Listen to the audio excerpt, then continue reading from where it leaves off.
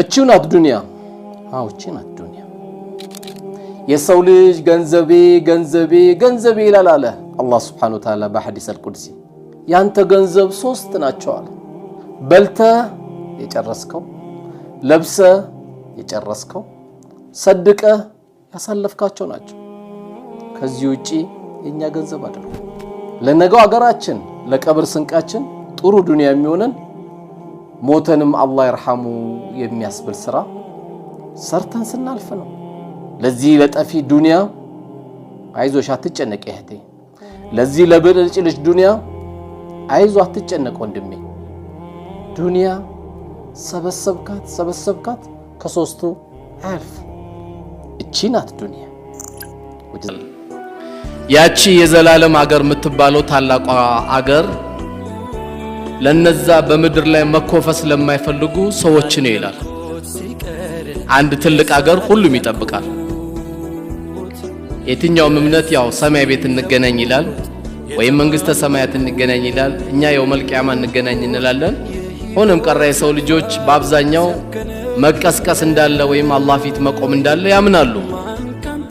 እና አላህ Subhanahu Wa Ta'ala ሁሉም ሰው ያቺን ቀን አይወርሳትም። የሚወርሷት እነዚህ አይነት ሰዎች ናቸው። እነዛ በምድር ላይ በሚኖሩበት ጊዜ በማንኛውም ሁኔታ የሚኮፈሱ አይደሉም ማለት። ሰው አጥንቱ ሊሰበር ይችላል። አጥንቱ በጥገና ይመለሳል። የሰው ልብ ሲሰበር ግን ከባድ ነው። እንቅልፍ ይነሳል። ሌሊት ያ አላህ ያስብላል። ምናልባት እኛ የሰበርነው ቀልብ የስብራት መጠን ስለማንረዳው ተኝተን እናድር ይሆናል። ያ ልቡ የተሰበረ ሰው ግን ሌሊቱን እንቅልፍ የለውም። የዘንድሮ ዘካ ኢንሻአላህ አንድ ልጅ ህይወቱን ለውጣለሁ ብላችሁ ስትነይቱ አንድ ልጅ እሱ ስትለውጡ ያገባል። ስታገቡ ሌላ አንድ ልጅ ይወለዳል።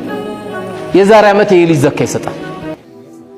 2 ኪሎ ቡና ደግሞ ለእናት ብትሰጣት ለባባ አንድ ኢማማ ይዘልብ ብትመጣ ያ አላህ ጀነት የገባ ያክል ነው የምትደሰት። ና ልጄ ይላል 2 ኪሎ ቡና ናት። 2 ኪሎ ቡና ለዛች ኡሚ ብትሰጣት ልቧ ክፍት ቶቂ ቢሆን ቶ በጉን ገዝቶ መግባት ቡና ያላት ደስታ ቀላላት።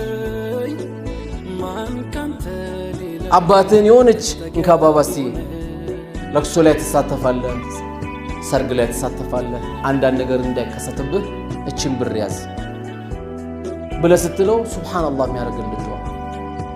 አሁን አንዳንድ አባቶች ልጁን ገንዘብ ለመጠየቅ የሚሸማ አንተ ፈርማ አይደለም ኢስላምን አላህ ይሰጠህ።